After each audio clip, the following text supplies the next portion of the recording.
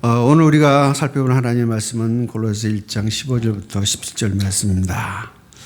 지난주에 우리는 예수님이 구속주이심을 살펴보았습니다. 하나님 아버지께서는 당신의 아들이신 우리 주 예수 그리스도의 구속의 사역을 통해서 우리를 흑암의 나라에서 건져내셔서 당신의 아들의 나라, 즉 하나님의 나라로 우리 모든 그리스도인을 옮기셨습니다.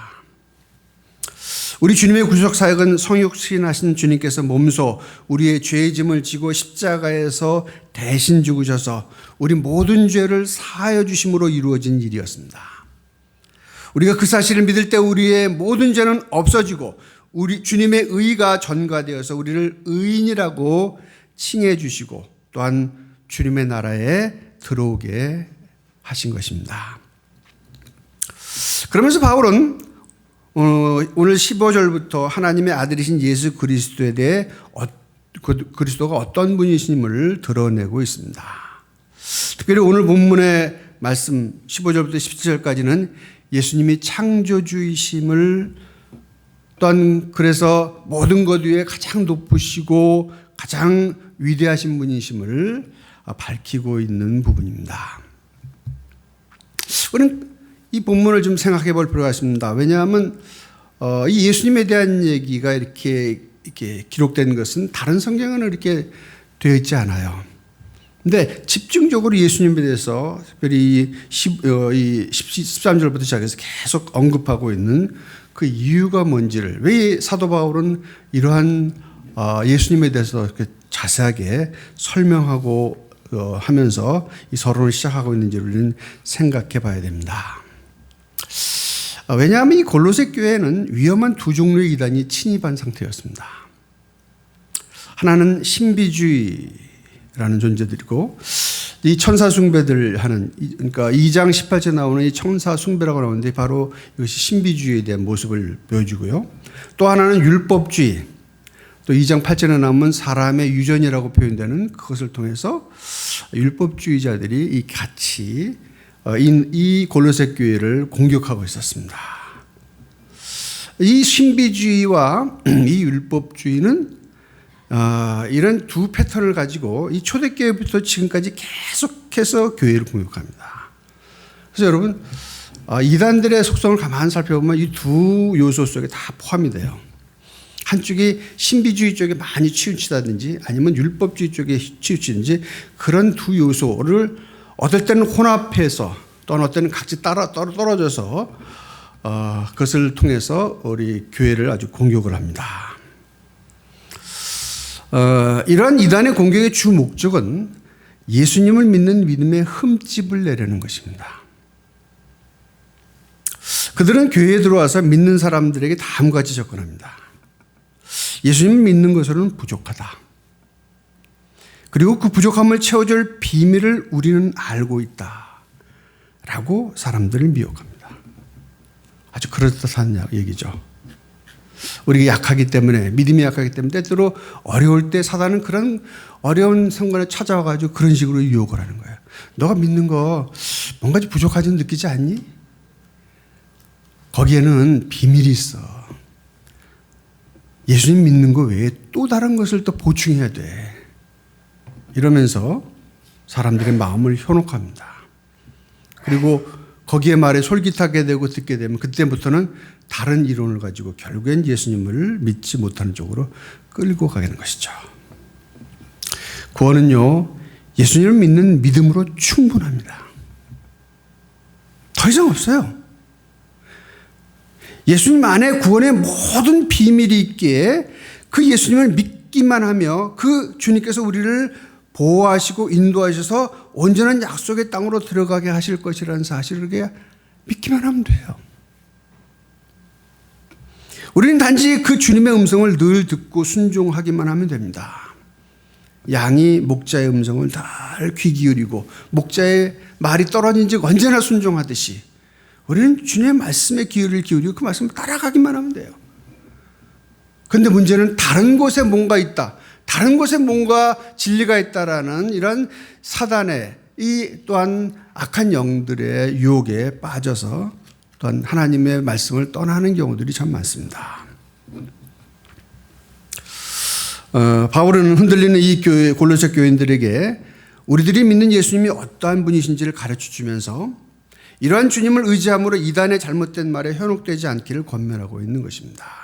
그래서 예수님이 이러한 분이다라는 사실을 아주 집대성해서 오늘 1장 후반절의 말씀을 통해서 예수님을 가르쳐 주고 있는 거예요.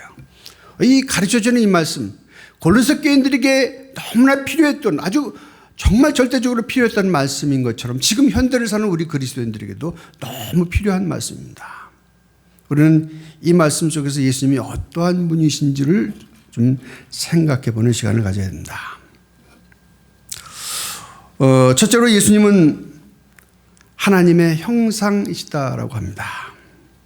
그래서 오늘 15절에 보면 그는 보이지 아니하는 하나님의 형상이시요라고 말씀하십니다. 보이지 않는 하나님. 하나님은 영이십니다. 요한복음 4장 24절에 나오는 말씀처럼 하나님은 영이시기 때문에 하나님은 보이지 않는 분이에요. 또한 볼 수도 없는 분이십니다. 피조물은 창조주신 하나님을 알 수도 볼 수도 없는 것이 그냥 당연한 사실이에요. 그렇잖아요. 어떻게 피조물이 창조주 하나님을 알 수 있으며 볼 수가 있겠어요? 그건 근본적으로 안 되는 거예요. 그런데 오늘 예수님은 하나님의 형상이시다라는 표현을 통해서 뭔가 우리에게 주시는 귀한 뜻이 있는 것을 우리는 볼 수 있습니다. 우리가 하나님을 알 수 있는 것, 그것은 딱 한 길밖에 없는 거죠. 그것은 바로 하나님께서 우리들에게 계시해 주시면 되는 거죠. 바로 그 계시해 주셨다는 것이 바로 하나님께서 우리를 알게 해준 길이에요. 하나님의 말씀을 통해서 성령의 깨우침을 통해서 우리는 하나님을 알 수 있게 됩니다. 그래서 우리가 읽는 성경책이 계시의 책이에요. 하나님이 우리들에게 하나님을 알려준 책이기 때문에 그래요. 또한 볼 수 없으신 하나님이 볼 수 있으신 분으로 오신 것이 바로 성육신입니다. 즉 말씀이신 하나님의 육신을 입고 이 땅에 오신 것이 바로 우리들에게 일어난 일이에요. 요한복음 1장 14절은 다음과 같이 말씀합니다. 말씀이 육신이 되어 우리 가운데 거하시매. 이 말씀이 하나님이심에 대해서 1장 1절부터 3절을 말씀하고 있죠. 그 말씀 되신 하나님께서 우리 같은 육신의 몸을 입고 이 땅에 오셨어요. 그리고 우리들에게 보여주신 것입니다. 우리는 예수님의 제자 중에 빌립이 주님께 하나님 아버지를 보여달라고 요청했던 사실을 알 수 있습니다. 그러자 예수님께서 답변하셨는데 그 답변에 놀라운 사실이 담겨져 있습니다. 요한복음 14장 8절부터 9절은 다음과 같이 얘기합니다. 빌립이 이르되 주여 아버지를 우리에게 보여주옵소서. 그리하면 족하겠나이다. 예수께서 이르시되 빌립아 내가 이렇게 오래 너희와 함께 있을 때 내가 나를 알지 못하느냐?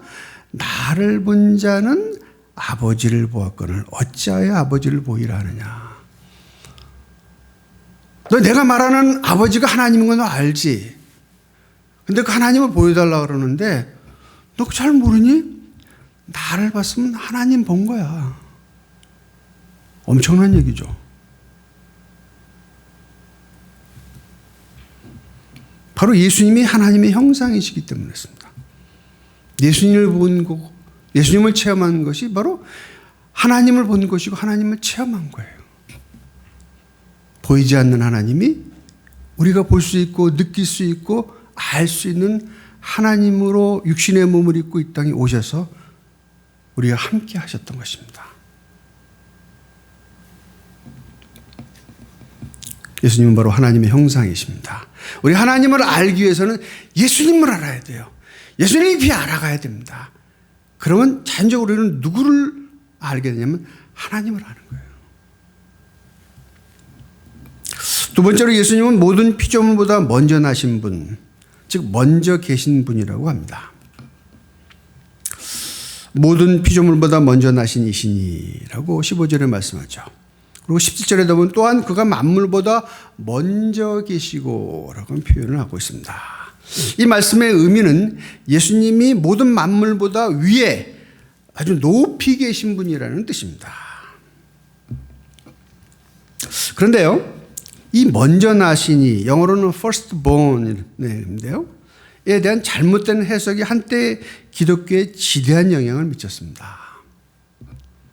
바로 아리우스 이단이라는 사람의 아리우스 이단에 의해 가지고 기독교가 굉장히 타격을 많이 입었어요. 일설하기로는 약 한 90%의 그리스도인들이 거기에다 넘어갔다라고 합니다.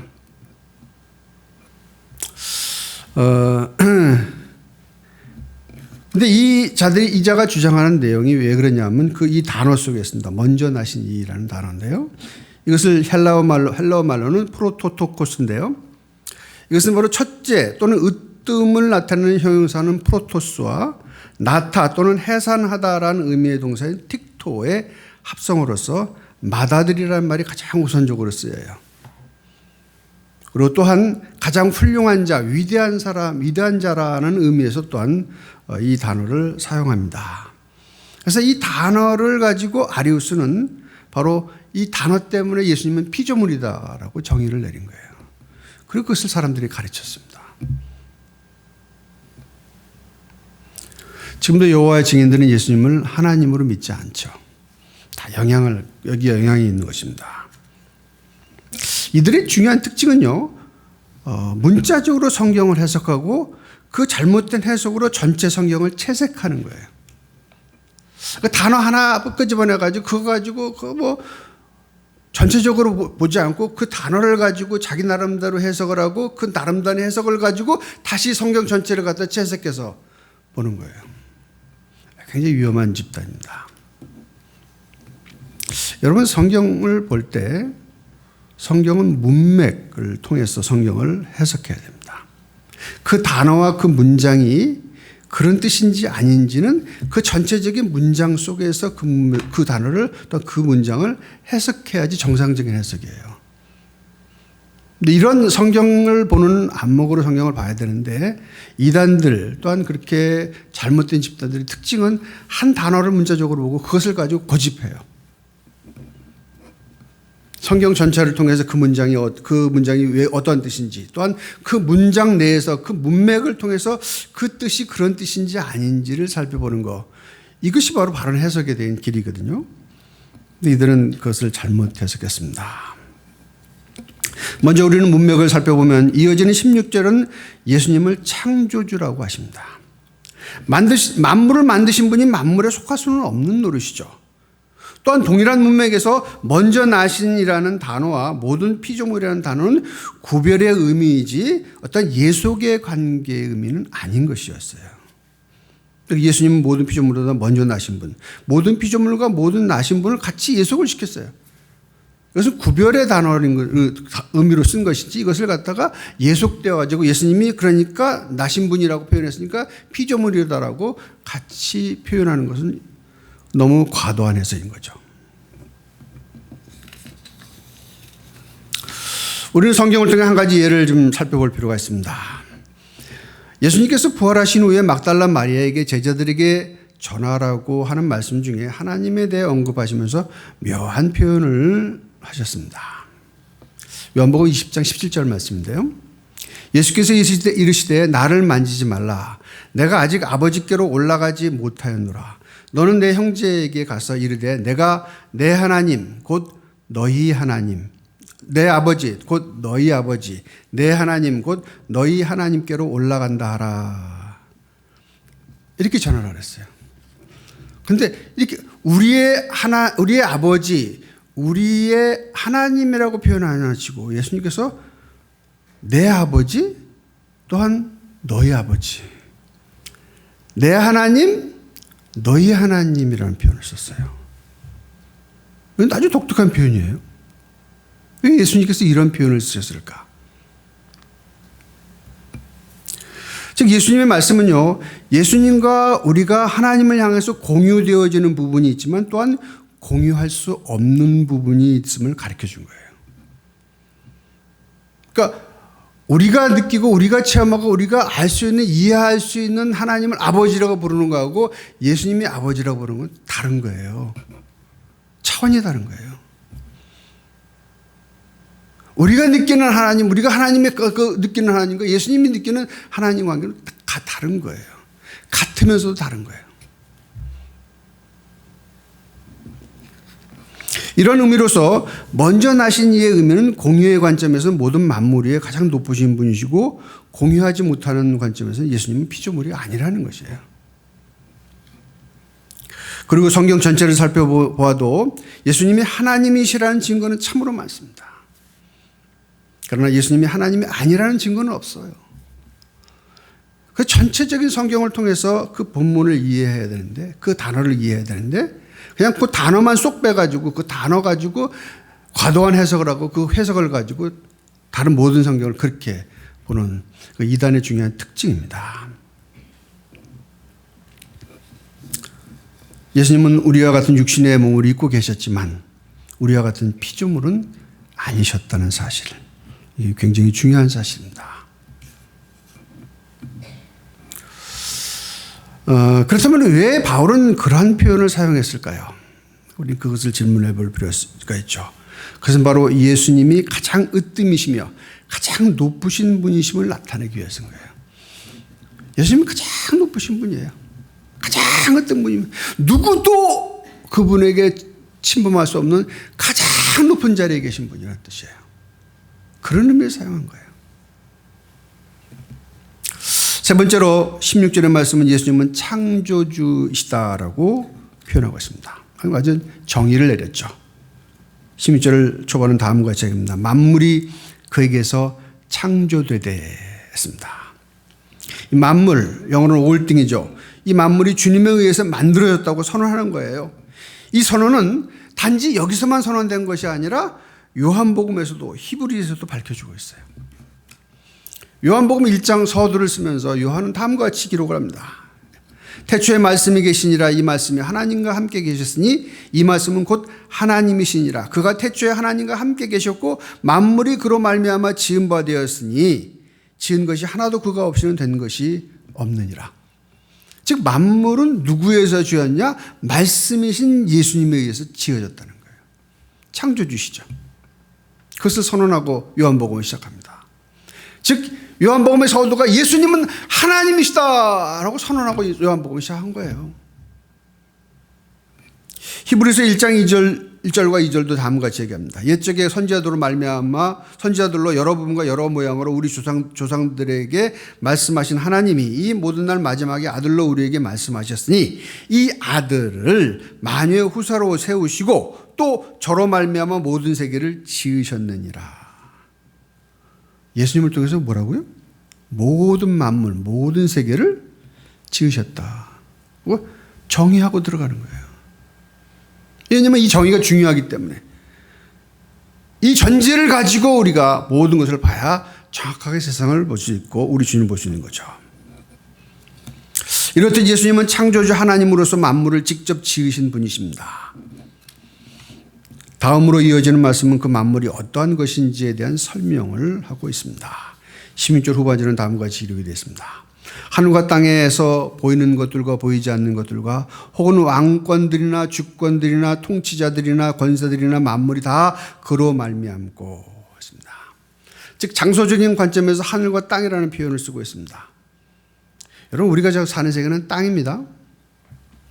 그런데 우리가 지금 보지 못하고 알지 못하는 또 다른 장소가 있어요. 그 장소가 어디죠? 하늘이라는 장소예요.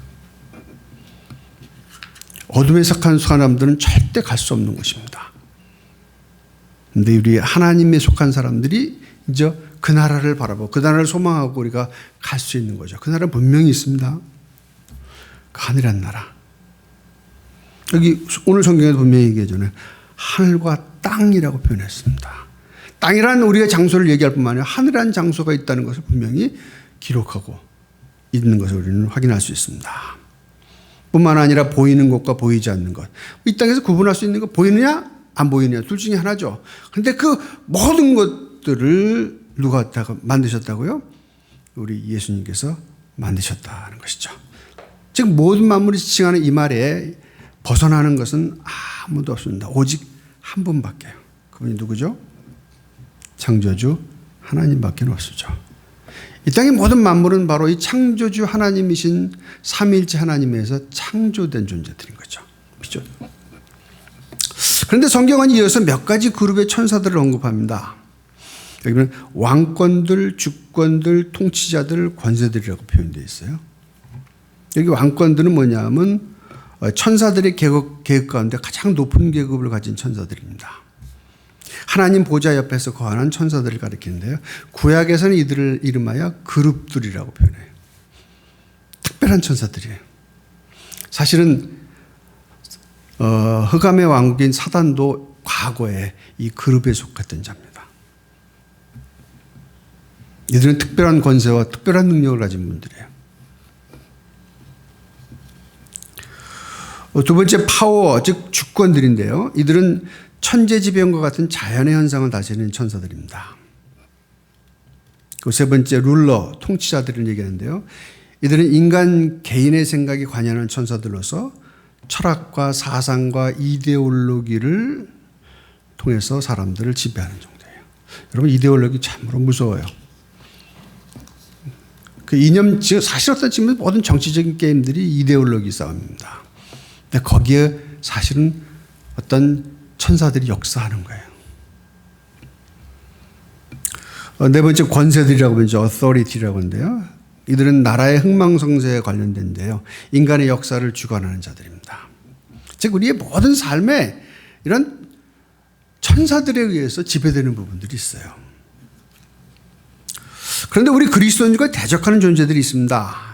이들이 누구인지는 바울이 에베소서 6장 12절에 언급하고 있습니다. 거기서 다음과 같이 성경은 얘기합니다. 우리의 씨름은 혈과 육을 상대하는 것이 아니요 통치자들과 권세들과 이 어둠의 세상 주관자들과 하늘에 있는 악의 영들에게 대하 상대함이라. 여기 나오는 단어들 보십시오. 통치자들 여기 있죠. 또한 권세들도 있죠. 또 주관자들이라고 있습니다. 앞에 있는 왕권들, 그 스론이라는 거기에만 없고 다 있어요. 근데 그 그룹에 속하는 그 주권이 했던 이 마귀가 바로 과거의 그런 존재였죠. 그 자들과 이 통치자들, 관세들, 주관자들이 있는 것을 보아서 이 사단의 왕국도 이러한 통치 체계가 있는 거예요. 뒤에 2장에 나오게 되는 그 천사 숭배를 표현하는 바로 그 천사라고 하는 그 자들도 이 악한 통치자들의 한 자에 속할 또한 어떤 그룹에 속한 자들이라고 볼 수 있습니다. 그 나라도 어떤 단단한 조직체를 가지고 역사하는 아주 강력한 나라인 것이죠. 그러나 오늘 이 말씀을 통해서 볼 수 있는 것은 이들을 포함해서 약한 자들 포함해서 누구도 어느 것도 예외 없이 모든 만물은 예수님에 의해서 창조된 존재들이라는 사실을 얘기하고 있는 거예요. 그러니까 이 땅에 있는 모든 만물은 우리 예수님에 의해서 만들어진 존재들입니다. 근데 여기서 우리가 그에 의해서라고 하죠. 근데 만들어졌다면 그 다음 단어를 우리는 잘 살펴봐야 됩니다. 근데 이 목적이 있습니다. 하나님께서 이것을 만드신 목적을 여기서는 for죠. 뭐를 위해서 만들었다. 왜 만드셨습니까? 당신 자신을 위해서 만들어진 것이죠. 그렇잖아요. 토기장인들이 만들 때 뭐 자기를 위해서 만들지 뭐 다른 사람을 위해서 만들겠어요? 근데 이렇듯 하나님께서는 이 모든 만물에 사는 만물의 목적, 그 창조된 목적은 다 하나님의 영광을 위해서 만드신 거예요. 그래서 당연히 피조된 우리들은 우리를 만드신 그분의 뜻에 따라서 그분의 영광을 위해서 살아야 정상적인 거예요. 그것이 정상적인 거예요. 그런데 흑암의 나라에 속한 자들은 이런 피조물의 목적에 반하여 사는 자들입니다. 그 목적을 만들어진 목적대로 살지 않고 목적의 반대쪽으로 하나님의 영광을 아닌 쪽으로 자기 뜻대로 살아가기 때문에 그들은 멸망이 예비된 것입니다. 그 때문에 악한 자들, 흑암의 무리들은 모두가 멸망받을 자들이라고 성경은 얘기하고 또한 그러한 멸망에 대해서 성경은 분명히 얘기하고 있습니다. 즉 우리는요 나를 만드신 그분을 위해서 만들어진 존재이기 때문에 늘 나를 만드신 바로 그분을 위해서 어떻게 살아야 되는지 고민해야 되는 존재들입니다. 그리고 그분의 말씀을 듣고 그분의 뜻대로 순종함으로 해서 그분을 위해서 살아야 정상적으로 사는 거예요. 그래야 우리의 모든 만족과 기쁨이 그 안에 있는 거예요.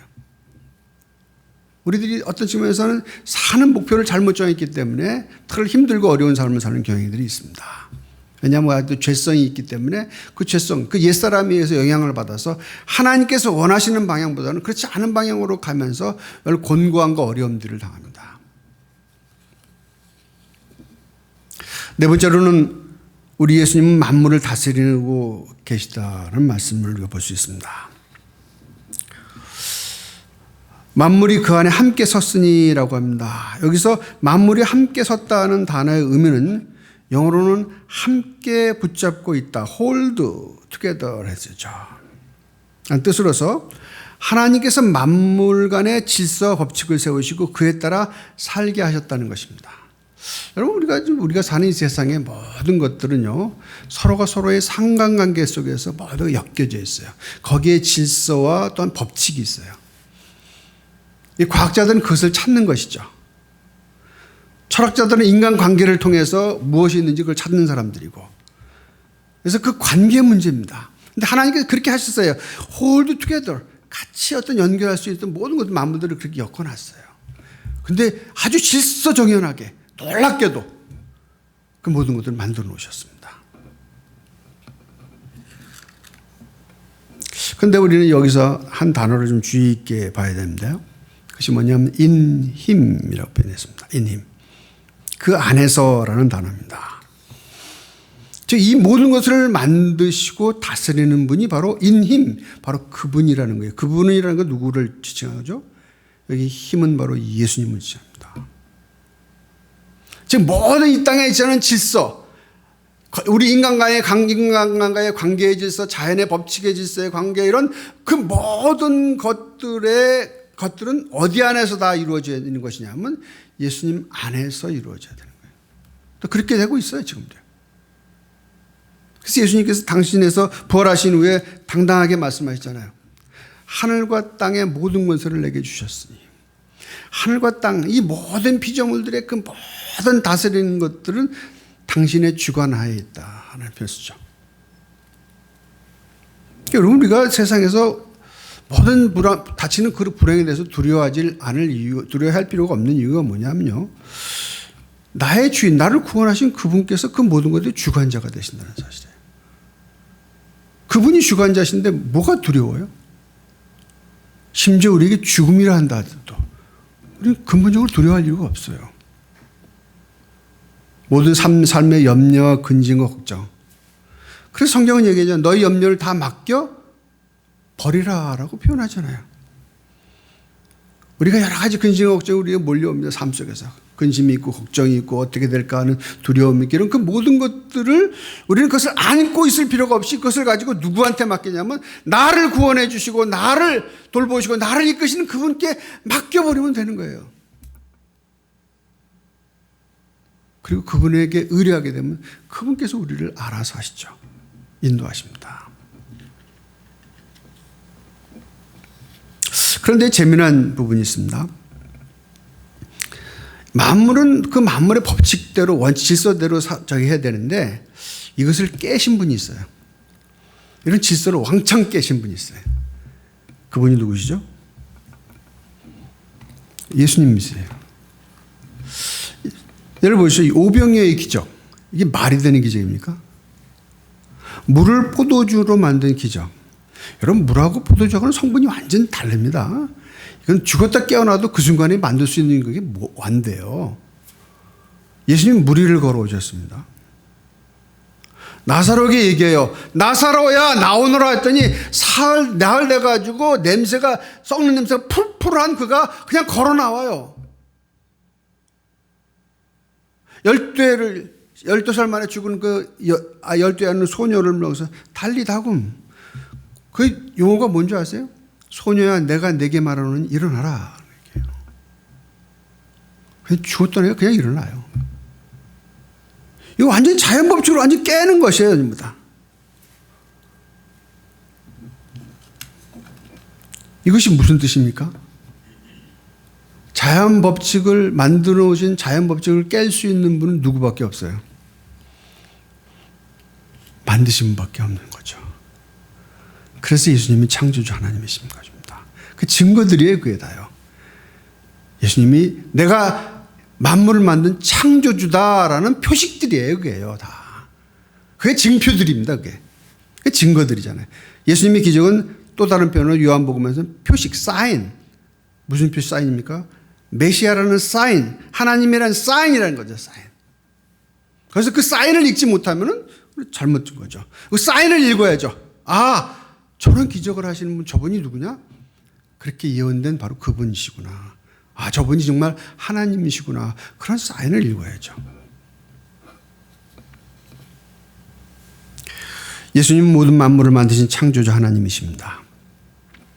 그러하시기에 모든 만물 위에 가장 높이 계신 분이십니다. 또한 모든 만물을 만드셨기에 모든 만물을 다스리고 계신 분이십니다. 근데 그 높고 높으신 그 위대하신 그 하나님께서 이 땅에 육신의 몸을 입고 2000년 전에 이 땅에 오셨어요. 역사적인 사실입니다. 그리고 그분은 우리를 위해서 십자가에서 죽으셨습니다. 왜요? 우리를 흑암의 권세에서 구원하시기 위해서. 우리 대신 의인이신 그분께서 십자가에 죽으신 거예요. 우리가 그 사실을 믿을 때 우리는 흑암의 권세에서 벗어나서 하나님 나라에 들어간 것이 된 것입니다. 여러분 이 사실을 믿으십니까? 그리고 그분 안에 있음을 믿으십니까? 그렇다면 우리는 이제 그분의 음성만 들어야죠. 그리고 그분의 말씀에 순종해야죠. 이게 바로 하나님 나라에 속한 사람으로 살아가는 길입니다. 모쪼록 늘 우리 주님의 음성을 듣고 그 말씀에 순종하여서 하나님 나라에 있는 그러한 놀라운 축복을 누리시는 우리 모두가 되기를 간절히 바랍니다. 하나님 아버지 감사합니다. 우리를 향하신 하나님의 놀라운 계획을 이미 예언하셨고 또한 때가 이르러 우리 예수님 안에서 모든 것을 이루셨고 또한 그 사실을 믿을 때 우리들에게 하나님 놀라운 축복을 허락하신 하나님 아버지 감사드립니다. 모쪼록 늘 우리가 주님을 따라가며 주님만으로 만족하며 주님 안에 거하고 주님의 말씀을 따라가면서 이 험악한 세상에서도 정말 빛된 길을 걸어가며 하나님께서 예비한 성을 향해서 뚜벅뚜벅 걸어가는 하나님의 귀한 백성들이 되게 하여 주시옵소서. 감사함이 예수님 이름으로 기도드리옵나이다. 아멘.